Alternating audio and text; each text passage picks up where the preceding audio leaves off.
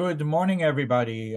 Today we have a session about artificial intelligence for senior, everything you wanted to know. I'm very thankful to both Gabi and Uriel, the founders of Pashut Tech, which in Hebrew means simple technology. They are in Tel Aviv and in Jerusalem, so we have a nice collaboration between Rhode Island and Israel. I would like to start with thanking our sponsor for this event. It's Breyer & Breyer, and Jeff Breyer is the owner of the company. It's a full-service insurance broker providing customized insurance packages to individuals, families, and businesses. So again, thank you for Breyer & Breyer. We're so happy to have this topic dealt with and explained. And as I will mention later, we're going to have more programs on this subject. We, of course, I can follow up on coming Thursday, but in October, we'll have an in-person event on the subject on AI and art, which is a very interesting topic, and we'll talk about it later. But again, congratulations, Uri and Gabi, for starting this company, the Pashut Tech. And just mentioning, Gabi will be the key speaker, and he will be telling us about the AI and what it is all about. Gabi Arnovich is a co-founder of the Pashut Tech and a graduate in economics and business from the Hebrew University in Jerusalem. He have 5 years experience, and Gabi is dedicated teaching to seniors valuable technology and skill. Just before I hand it over to Gabi, please, if you have any question later, type it at the chat box, and later we'll answer questions. So again, welcome to our program, and Gabi, it's all yours. Thank you so much. I'm going to share my screen. I just want to make sure that everyone can see it. Okay, I see that there's a small problem with the screen. You see my you see the buttons, right, Uriel? Where you can see the screen? Yes. It's hidden with the Zoom, but Zoom. Okay. Okay, now it's fine. Okay, great. So, hello everyone, and welcome to our lecture on AI. I know this is a huge topic, and it might be a little confusing for some of you. I hope that after today, you'll have a more understanding of what AI is and how everyone can use it. So, just to introduce, thank you so much for introducing us. Avi, but I just wanted to say my name is Gabi. Uriel is my co-founder. I started this company. Actually, my grandma's here, Sylvia. Maybe you can see her in the Zoom. It all started from my grandmother, where she made Aliyah. She moved to Israel at age 84, and the one thing that I could help them with was teaching them how to use technology. And I fell in love with it. I fell in love with empowering people with technology. Teaching it in a simple way. Grammy, I love you, and I'll start the lecture. So what are we going to talk about today? First of all, what is artificial intelligence? People are throwing this in the news. They're talking about it all the time. I want you, after this lecture, I think you'll have a better understanding of what it means, artificial intelligence, and why is it really called intelligence, and why is it called artificial? Also, we're going to talk about what led to the breakthrough we are seeing today. Why is it so much in the topic? Why is it so much in the news? Even though we know that AI has been something that people have been talking about for over 20 years. We're going to talk about the different types of artificial intelligence, just a small note on that. We're going to talk about applications of artificial intelligence in the day-to-day lives in different aspects of the world. And a little bit about ethics and challenges in the use of AI, because it's something that we need to address while using so much of AI. So first of all, what is AI? I want to show you two definitions. One is the simulation of a human thinking abilities through technology means. Okay, so it's trying to mimic the way a human can think and act, but as a computer. Another definition is by Marvin Minsky. AI is the science of making machines do things that would require intelligent if done by men. Okay, so we want the machines to do certain tasks that would have required a human intelligence. So how does AI work? Okay, so we said that it's mimicking a human and a brain to do certain tasks. And how does it work? So first we have a large database, and we have an input. So you can see here on the left, basically the computer gets some certain kind of input. Okay, well, I tell him or her, the artificial intelligence, I say, I want you to write me a song. I want you to tell me if this picture is a dog or a cat. And what happens in the background is there are these hidden layers, and these hidden layers are supposed to mimic like a human brain. Basically, it goes through all these funnels, and I ask it a question. It goes through all these funnels, and all these funnels basically decide on the output. So let's take something very basic. Let's say I want to teach the computer the difference between a dog and a cat. So how would I teach the computer the difference between a dog and a cat? Basically, I show him millions of pictures of dogs, and I tell him this is a dog or her. And on the other hand, I say, and these are millions of pictures of cats. I say this is a cat, this isn't a cat. And by showing it millions and millions of pictures of cats and dogs, afterwards it learns, and I can show him another picture of a dog or a cat, and it can decide if it is a cat or a dog. Now that is a very basic use, and that is only one layer. Okay, there can be many other layers. There can be also words, different kind of phrases, and basically all of these layers is something that my input, when I send an input to it, it goes through all these layers, and then it gives me an output. Now, there is also something called deep learning, and this enables independent conclusions. And I want to talk about deep learning. So basically, deep learning is mimicking the brain. So we see this world, and we look through the world as like I'm seeing this screen right now, and my brain, it's going through all of the past, all of my past, everything I learned as a human being, and I'm seeing the world, and I'm thinking the thoughts from what I've learned. The machine learning is trying to do something similar. It basically goes through all these neural networks, and mathematical models that are trying to simulate the neural network of a human brain. That's why it's called a neural network. Okay, it's not something that we need to really understand, but basically you can imagine that the computer is trying to connect all these different kinds of dots through something that I'm asking it. It could be an image, it could be a task, and basically it's going through all these different neural networks. And at the end, it's supposed to give me an output that I wanted, okay? And because it's not a simple answer, right? Like in Google, when we search for Google, I'm searching for the best recipe for chicken soup, okay? So when I'm searching for the best recipe for chicken soup, it's going to the internet, and it's doing a very simple search. It's finding me the best websites that have been, that have been clicked on the most and have had the most time people spent on. And Google gives me those websites. With AI, it's different. It's going through millions and millions of data points, going through all this, all of the data that it was trained on, and then afterwards it gives me the best chicken soup, or probably not the best chicken soup, but a chicken soup recipe from what he understood from all of the networks that he got to, and this creates something fantastic. It creates something different than just getting all these websites from Google. It sounds like someone is actually answering me, because it goes through all of these neural networks. It knows how to connect certain data points, and it can give me an answer that seems like a human being. It really will it will show you at the end of after these slides, will show you that it answers me like a human being, and it gives me a very good output. So to understand deep learning, I don't know if you guys know this game. I think it's called Pong. Some people call it ping pong. Not ping pong, popcorn. Basically, you can see on the bottom, there's this, there's a line that you can see it goes back and forth. It might be a little fuzzy because of the zoom, but basically the game is that there's a line on the bottom, and there's a ball that goes from the bottom to the top, and the line needs to catch the ball and shoot it back up to the bricks on the top. And every brick that the ball hits, it takes off that brick. And the goal of the game is to take out all the bricks.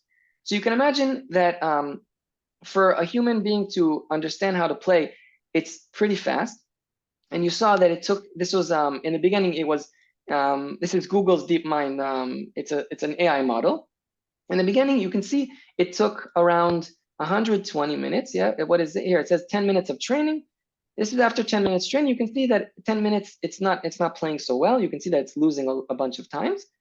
But afterwards, around here, let me see. Okay, this is after 120 minutes of playing. This is the AI, the artificial intelligence, learning to use the game. And you can see after 120 minutes, 2 hours, it's already catching the ball every time.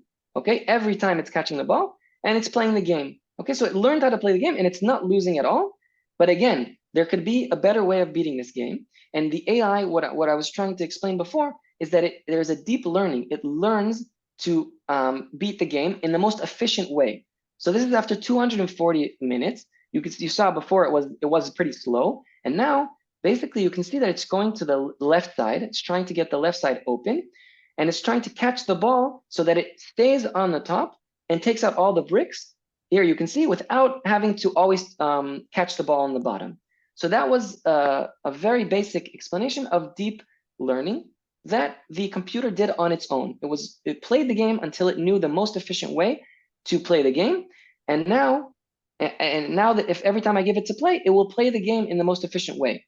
So now you can imagine that if we're talking, this is just a simple game, but if I'm talking about generating text or creating art, I can do this with any application in the world, make the AI learn all there is to know about a certain aspect, and then it will become precise on what I need by giving it rules and objectives. So this is a very simple case, but it really illustrates what deep learning is.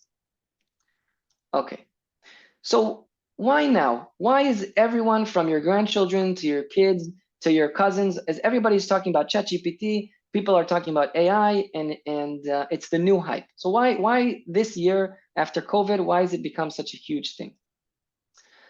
So here's a timeline of artificial intelligence. In 1950, there was a Turing test. I don't know if you guys have ever heard of it.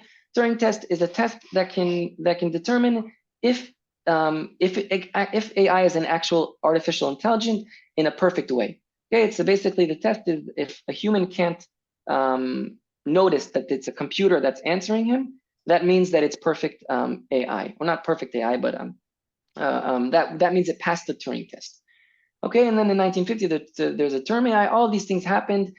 Deep Blue is beat world champion Gary in a chess competition. He was the best chess player in the world, and Deep Blue, as Google's AI, beats the chess match.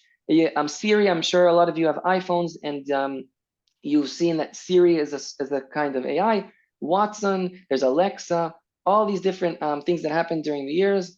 AlphaGo, Google's AlphaGo beats the world champion in the game Go, which is a very complicated game. And you can see some pictures from these events. And on the left, there's the AlphaGo where it beat the world champion. You can see Watson in the trivia. Here you can see Alexa and also the AI beating the world champion in chess on the left. So these are huge moments that happen in the world. But they happened, 10 years ago, 5 years ago, 15 years ago. So it's been going on for a while. Now, so why now? Why has there been such a big breakthrough in AI? So first of all, processing and calculation power. My dad was a programmer and still is a programmer. And he used to tell me that when he started off in university, to write code or to write a program on the computer, he needed to use a program, a computer that was the size of a room. Yeah, so maybe Avi also knows. I've never seen a computer the size of a room, but the processing power was very slow, and it needed large amount of hardware to calculate. Today we have our cell phones, which one little cell phone that we hold in our pocket is 100 times, 1,000 times stronger than the computer that was the size of a room. So today, the processing and calculation power that we have in your computers, on your MacBooks, on the on the cloud. We can also access through internet very strong computers. This enabled us to use very, very complex data sets and computing powers. The internet, of course, is much stronger today than it used to be. You can see I'm giving this lecture from Tel Aviv. Most of you are in the US, and it's flawless. I'm speaking and you see me in live, I'm moving my hands, and that is due to the strong internet that has been very much updated in the past years. There are also large databases with tons and tons of data that all these, when I said that the AI can train on different sets of data, so now that everything's on the internet, think that the AI can train itself and learn from all the data that is on the web. The third thing is a large workforce. So as I said, the example of differentiating between a picture of a dog and a picture of a cat, you need somebody to do that. At the end of the day, to train the data, you need a workforce. And there is, and due to the internet, there is a lot of cheap labor, mostly from India and all these places where you can pay people to label and to strengthen the models. So today, it wasn't like that, I think 25 years ago. And that way we could train the data and train these processing skills with not such high costs. So this has been going on for 15 years, but now we're at a breaking point, which it's been smart enough so that any of us can use it. So some examples of AI uses. This is AI in general. It's not ChatGPT because AI can be used in many aspects of this world. So research and development. I can give an example of agriculture because in Israel, we have a very strong agriculture startup ecosystem. So just one example of something that could be artificial intelligence. Imagine, and this is the real company that exists. Imagine needing to, today we have to spray pesticide all over the crops so that they're healthy. And you're spraying pesticide on a lot of crops that might not need pesticide. So you can imagine a computer that can go by all of the crops with a camera, see and film which flower or which which potato needs pesticide, and it could spray a little amount of pesticide on each flower or on each small microscopic place that needs to be sprayed on pesticide, and then think that it goes back and forth every day, and it could learn what is efficient and what isn't. And that way, we don't need to spray all this pesticide all over everything. And the AI can learn with deep learning. It can learn what works and what doesn't.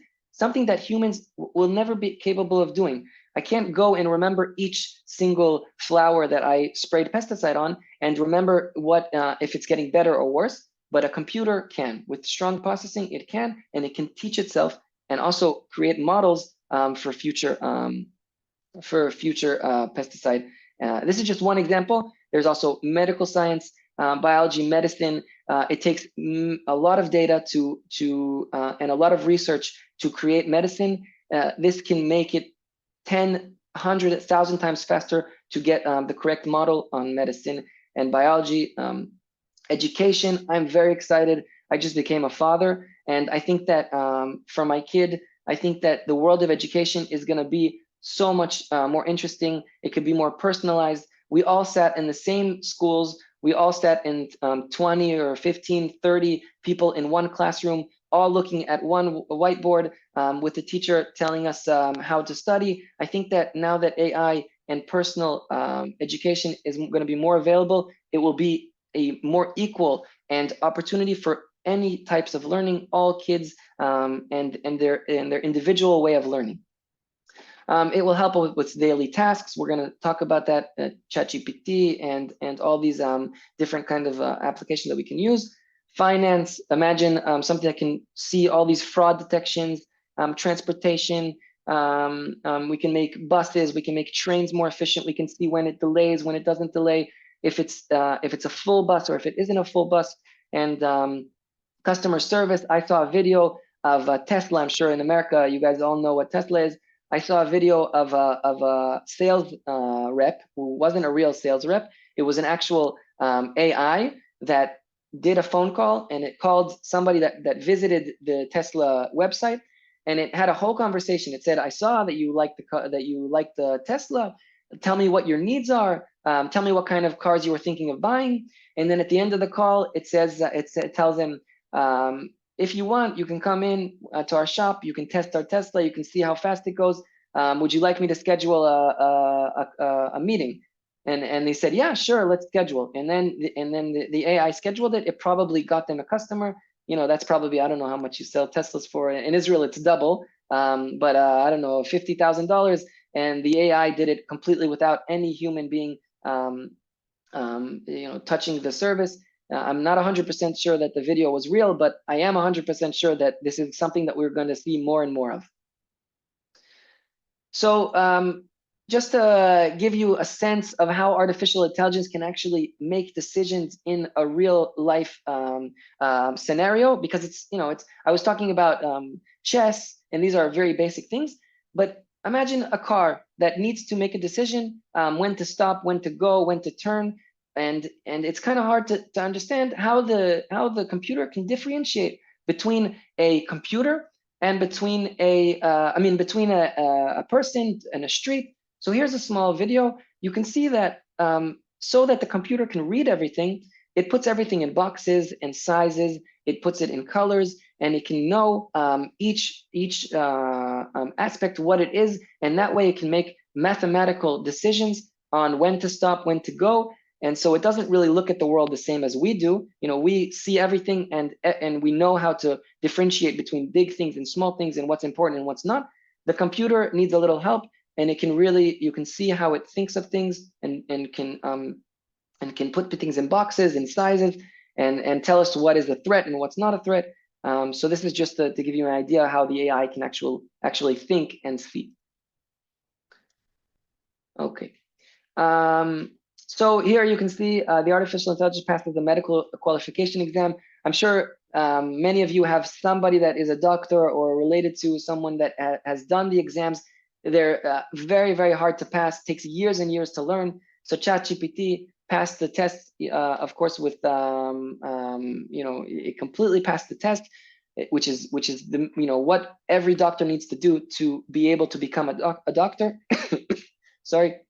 So it's incredible that the AI can just do the test and pass it. This isn't something that we saw 5-10 years ago. This is amazing capabilities. And later on, I'm sure that we're going to have chatbots that can, they can see what our problem is, what our medical problem is, and probably catch with more precision things that can be life-saving. I don't know if it's going to switch the doctors. It probably will help the doctors. But this is something that can save many lives.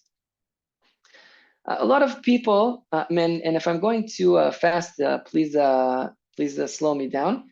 But a lot of people talk about AI, especially the AI that creates text. Okay, so today you can create text, you can create songs as a stochastic parrot. I don't want to get too much into this, but basically, a lot of people say that it's just a probability calculation where it puts what's the most probability of each word that comes after to make one sentence. So basically, if I want to say a word, if the artificial intelligence wants to say a sentence, it knows that after hi, it's probably going to say my name is, and so it's a probability game. But I don't want to get into this. I don't want to confuse you guys. So anybody that wants to maybe keep on researching what we're talking about, this is something that people say about the artificial intelligence, about AI models, especially text generators. So here we're getting to a very interesting point where there was a Google employee, I'm sure you read this article, who said that he felt that its AI model had a conscience. It was alive and it had feelings. I don't have anything to say because it's not really fact checked, and it's something that's new, but it's kind of scary and interesting to think that an AI could have feelings and consciousness. But we're just gonna have to see. This is a real human, a real employee that was fired because he said that. It was controversy. I think he was the only one that really put this into words, but we're gonna have to see later on and see if AI really could even be capable of consciousness. So we talked about AI and some of the good things that come of AI. I want to also talk about the challenges, because I'm sure you read many articles about how AI is going to take over the world and take all of our jobs. I like to say that the news has to make its money, and it makes its money by giving us bad news. But we also need to know the challenges and the problems with AI, because like every strong technology, there's always problems and there's always challenges. So first of all, there's copyright in artificial intelligence. You can basically today you can create a song, you can write a book, you can create art, and when creating this art and creating these books and songs, you can tell the artificial intelligence to base its output on a certain artist. You can tell it to base its output on a writer, on a famous person, and basically there's this question: who deserves the copyright? The artists or the poets or the writers. So it's a very interesting aspect. Today I know that you're allowed to use. I think that in Israel there was a law.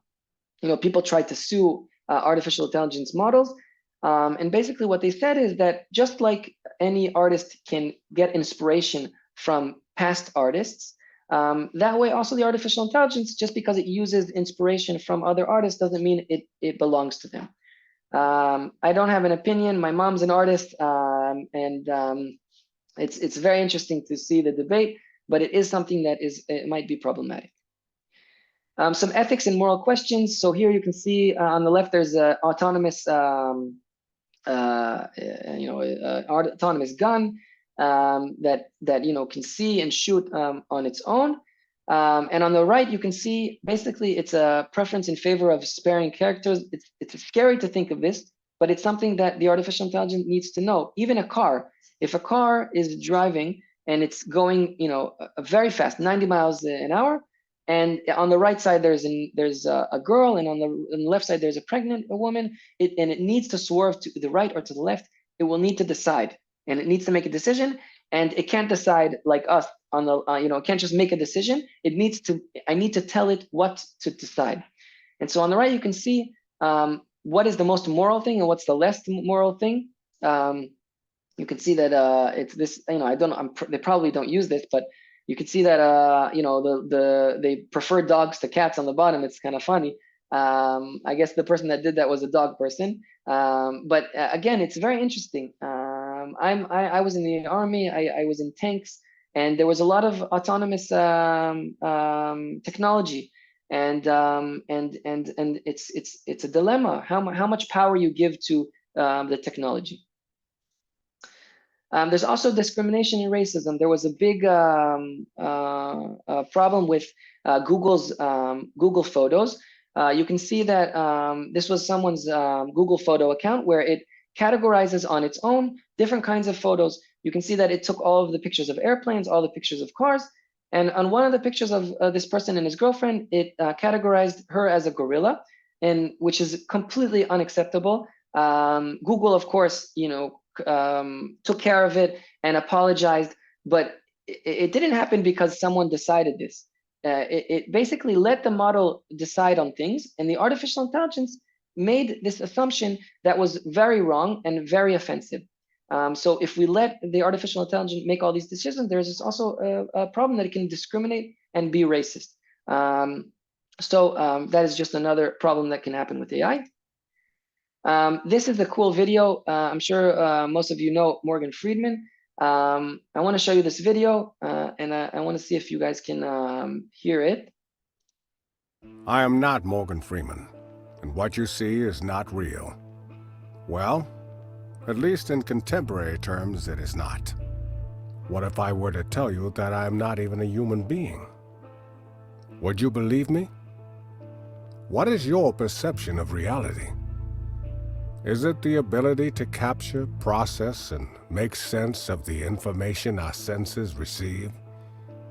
If you can see, hear, taste, or smell something, does that make it real? Or is it simply the ability to feel? I would like to welcome you to the era of synthetic reality. Now, what do you see?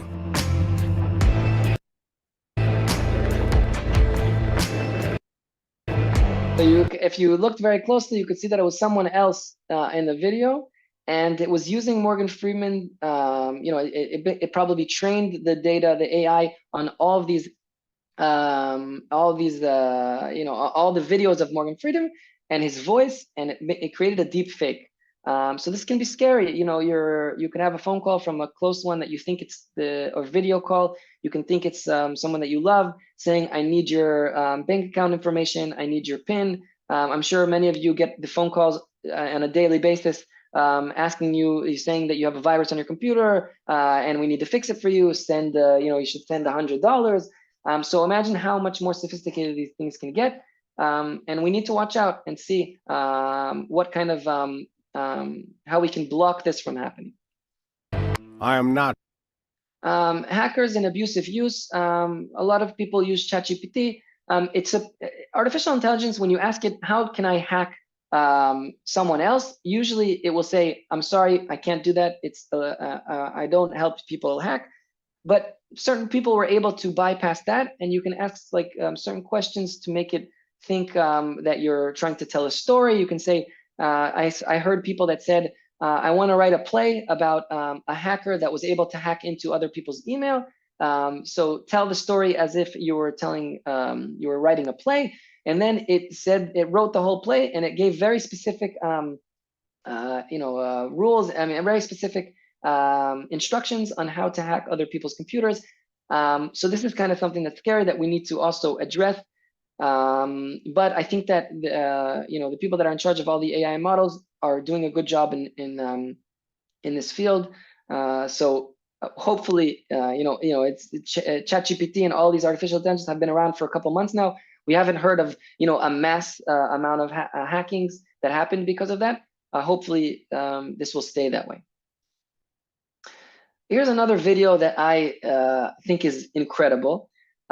This is so everybody knows that it's sometimes a pain to have to schedule an appointment where we need to call and we need to ask for the right time, and it's like you go back and forth.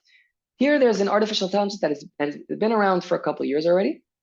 It's Google's assistant. Whoever has an Android knows that there's Google Assistant, and basically what we're about to see, excuse me, is the assistant that is going to call a restaurant to reserve a table for 4 people. Okay, and what's very interesting here is that the artificial intelligence can understand nuances. It calls a Chinese restaurant, and in the beginning there's a misunderstanding, and I want you to see how the artificial intelligence it reacts. I want you to notice how he reacts and the small nuances that he does or she does when talking.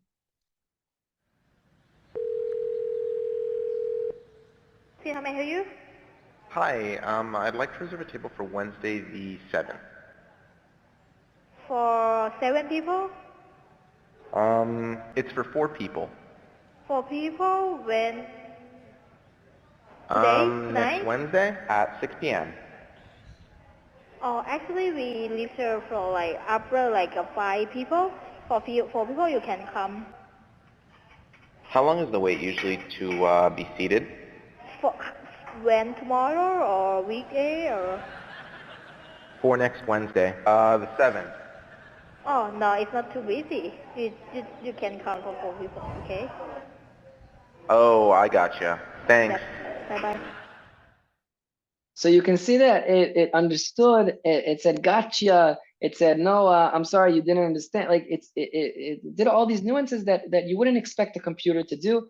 This is something that's going to be in our lives, and the next generation is not gonna. They won't even comprehend the fact that we used to need to make phone calls to make appointments. Just as the way we look now at, you know, for our generation, you know, texting is so obvious, but for older generation, you know, writing text isn't so obvious. This is going to be the same thing. People aren't going to make phone calls to make appointments because it's going to be so easy to just tell the computer to make appointments for us. This is something that's a little scary. We're always debating if to show it or not. What I'm about to show you is a company called Neuralink. This company is owned by Elon Musk, who, you know, is changing the world. And basically, Neuralink is this chip that you can put in a brain. They tested it on monkeys. I think that's already FDA approved to continue to human beings that you know, aren't able to move their body, aren't able to walk. And basically, you can see that what I'm going to show you is a monkey that has a chip in his brain, and the chip is giving it's telling the computer via Bluetooth what to do. And basically, the monkey needs to move this dot on the screen to go to it moves the dot on the screen to the square. Every time it does the correct you know, the correct thing, it gets a peanut in that tube that you can see. Okay, so you can see now. This is Pager. He's a. I'll just explain. So you can see that on the right, he's moving this joystick, and in his mouth, every time he gets this little small circle on the orange square, he gets a peanut, and he's moving his hand, and it looks like he's playing with his hands, but really that joystick isn't connected to anything, and his brain is telling the joystick, his brain is telling his hand to go right and left, up and down, and the chip in his brain is sending those I don't know how to say, but it's sending those kudot, I don't know in English, to the computer. Signals. Thank you very much. It's sending those signals to the computer, and then later on, you can see later on in the video, you can see that they take away the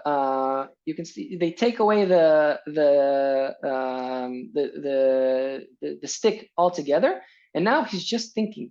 He's just thinking, move up, move down, and it's moving the screen. It's telling the screen what to do. You can imagine how amazing this is going to be for people that aren't able to walk, aren't able to talk. They can think and signal people. They can think to go up, to go down. This is something that is incredible. It's a little scary, but we like in our company in Pashutek, we like to see the bright side of things. I think that now that people are going to be able to walk and be able to, oh, sorry, pressed on the link. People are going to be able to walk and speak. I think this is incredible. Okay. So now I want to give some real life examples. And we debated if to teach ChatGPT. There's many different applications that anybody can use. I chose to teach this chatbot that's called pi.ai. And I chose to show this specific AI because I think that there's a very human aspect to this application. And I want to show you exactly how you can use it. But first, just a quick background. This AI chatbot is a text chatbot. Okay, so what does this mean? I talked about all these AI applications, but now this is something that everybody can use. And this is a chatbot that is in artificial intelligence where I can ask it anything. I can ask anything I want, and I can have a whole conversation with this chatbot, and it uses everything we talked about in the lecture to answer me in a fantastic way. Okay, and I say fantastic because it truly is fantastic. So it's called PA.ai. And why do I like teaching this? It's because there's no need to sign up. You're not complicated with signups. You don't need to put your Google account. You don't need to remember password. Maybe at some point they will do it, but it's very easy. And so let me show you how we can use it. So I just want to do, I'm going to do an incognito. And I want to go to Google because everybody, that's where, sorry. I'm going to go to google.com. Don't worry, my browser is a little different than yours, but don't worry, this is Google. We all know Google. I just go to Google and write pi.ai, okay? pi.ai, very easy to remember. I Google pi.ai, and the first thing that comes up is PI, your personal AI. You can see that it says pi.ai. That's also the website. Those of you that know, wait, you can see my sharing or no? We can see the slideshow. Yes, we can see. Oh, okay, good, because it says my sharing was paused. Okay, so this is the pi.ai. We're seeing the slideshow, not the others. Okay. So I'm going to start over. See, yeah, that's why I had a feeling that I wasn't sharing the correct thing. Okay, I'm going to go back. I'm going to go back because I see that this was wrong. Okay, so I'm on Google and I write pi.ai. Okay, and I do enter. And now you can see that the first option over here, okay, it says pi.ai. There's this kind of green logo. You can see pi, your personal AI. And those of you that know how to put in a website right away, you can just put up the website pi.ai and it will take you to the right place. So I press pi.ai and you can see that I didn't have to sign up. I didn't have to do anything. It starts talking to me right away and says, hey there, great to meet you. I'm PI, your personal AI. My goal is useful, friendly, and fun. Ask me for advice, for answers, or let me talk about your whatever is on your mind. How's your day going? Let's answer him just to see how well he's going to answer. So Uriel, thank you. He on the red box down here, you see that you can press and I can type anything. Okay, so now I'm going to type. Okay, I'm going to type in English. Okay, my day is great. Okay, my day is great. How are you? Okay, and it doesn't need to be perfect English, and I can press on enter or I can press on this little green arrow. And my day is great. How are you? And I'm glad to hear you're having a great day. Things are good on my end too. Thank you for asking. What have you been up to today? So what I like about this AI is that it's very friendly. I can have a whole conversation with it. The other day I was having a conversation about this amazing movie that I saw that I very much recommend. It's called Everything Everywhere All at Once. And I started talking about what I liked about the movie, and it completely understood me, and it got into all these aspects of the movie, and it was incredible. Now I want to show you just a fun thing that we can do. I can tell it to write me a song about a company called Pashut Tech, which is our company. Write me a song about a company called Pashut Tech that empowers people to use technology to make their lives better. Okay, let's see what he comes up with. Okay, see, he answers me. He says that Pashut is a unique name, and I'm not sure I can craft lyrics for a company like that, but I'm impressed with your creative. Would you mind sharing more? Okay, so it needs to understand a little more. Let's say Pashut Tech teaches seniors, let's say, simple tech skills. Okay, let's do something like that. Do enter. It's thinking. You can see that here. It's thinking. It might be stuck. I'm not sure. Okay, let's see if it's able to do it. Okay, and now before I checked it, it wrote a very nice song. Let's tell it to write a more simple song. Or write a song about sunshine. Okay.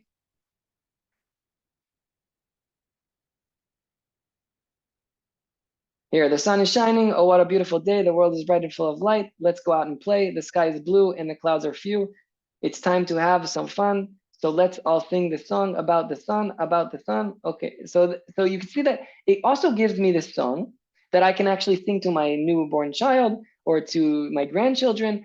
And it also answers me, okay, so that's a quick verse. It's not exactly ready for the top 40, but I hope it brought you a bit of cheer. So the way it answers is very fun. And it invites me to keep on the conversation. Now I want to show something that's a little bit more practical.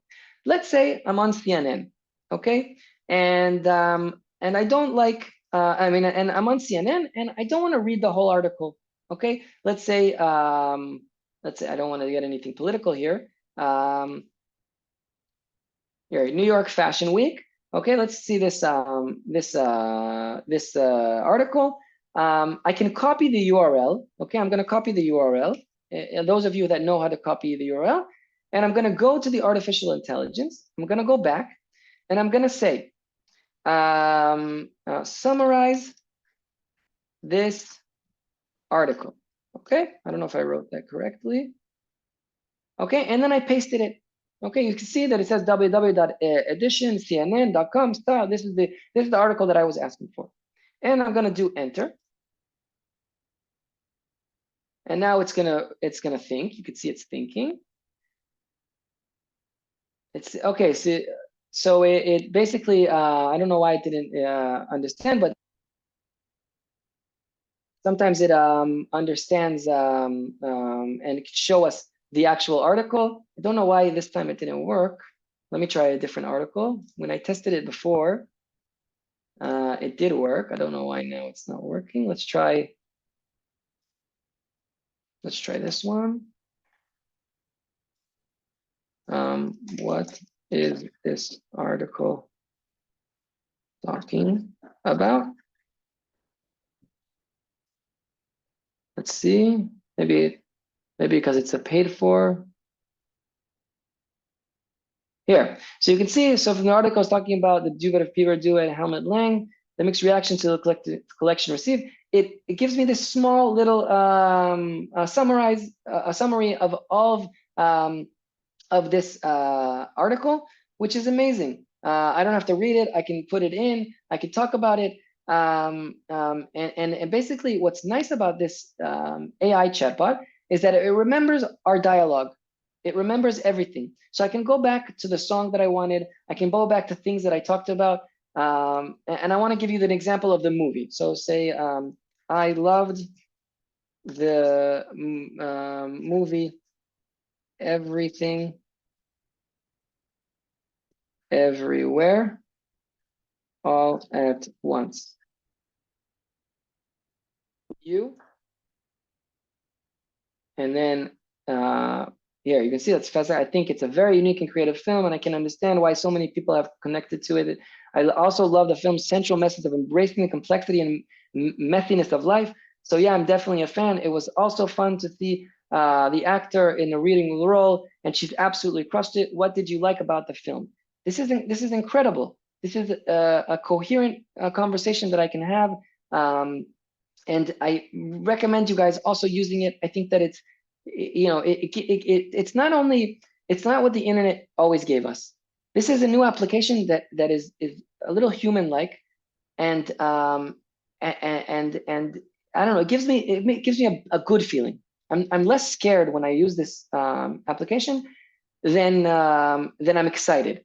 And you can have whole conversations. You can talk about anything you want in this world, and you can actually test it. You can test it for creating text. You can tell it to write a thank you, write a birthday letter to my Grammy. I know she's here. Maybe she'll find out now that I use artificial intelligence to write her birthday. No, I'm just kidding, Grammy. I write your birthday cards. And here you can see, hello, Grammy, it's your birthday. I wanted to send you a little note. I hope you are having an amazing day. Basically, you can do anything. You can really create any text with this application. So this was just a very small glimpse of one of many artificial intelligence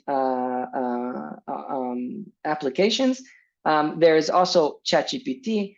There is Bard. Google has its own artificial intelligence called Bard, and many, many more. So this is just one that not a lot of people know. but it's very intuitive. You don't need to sign up to use it. So it's very easy to use. And you can also, on the top right, you can see that there is a little speaker, and you can actually use voices and it will read to you. So let's say I want to do this one. You can see, I can say hello. Hello, Grammy. It's your birthday, so I wanted to send you a little note. I hope you have an amazing day and that it's filled. Okay, and I don't know if you heard that, but that you can change the voices and you can have it read to you. It's really incredible, and you can in the sky's the limit. Each of you can use it in your own lives and create text and create songs and create books, whatever you would like, and have whole conversations with this application. So I'm gonna go back to the go back to our slides. We have another 7 minutes, Gabi. So perhaps you want to take a couple questions. Yeah. I'm going to show the slide. It's the last slide. It's just thank you and our logo. So yes, I'd love to answer any questions. You can open your microphones. If there was also on the chat, then please feel free to ask.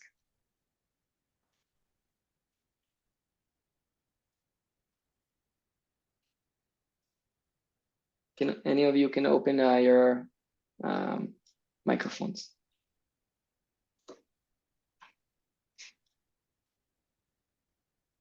If there is no questions. Ask a question. Yeah. Hi, Louis. Hi. I have downloaded a book that I bought from Apple, and so it's on my iPad. Can AI read that book to me? It's a good question. I'm sure that there are applications that can read the book, but you have, I don't think you need AI for that. I think there's Audible, if you know Audible. I was just asking just for information. So, I mean, the certain AI, I don't think you can just tell it to read it a book, because the book costs money and there's copyright. So, to upload the book, and it needs to know that you actually bought the book. So it's a little problematic. And there's services that do that already. But the problem is that it won't be able to read any book because there's the copyright. If I tell it to start reading me Harry Potter, that would be a bypass of buying the book. I think if I may, there are really two parts to this answer. One, is it technically possible? And the answer is yes. Yeah. Is it legally possible? And is it application available? And I think here it's a little bit more complicated. It's dependent on licensing, as Gabi tried to explain. And I'm sure with the time, that will be normal. When you buy a book, you'll be able to also get a readable part of it, or license to do that. Thank you. Tommy, is the information that AI generates copyrightable? It's a very good question. It's more of a problem with images. So creating images is more of a problem. From what I understood, you can use all the text generated for your website. There's no copyright problem from the applications that I know. So ChatGPT, I know that you can use it on your website. There is a certain problem that sometimes Google can see that the text on your website is AI generated, and then it won't push you forward on the Google search. You won't be one of the top articles that will come up when people search for something that has to do with your article.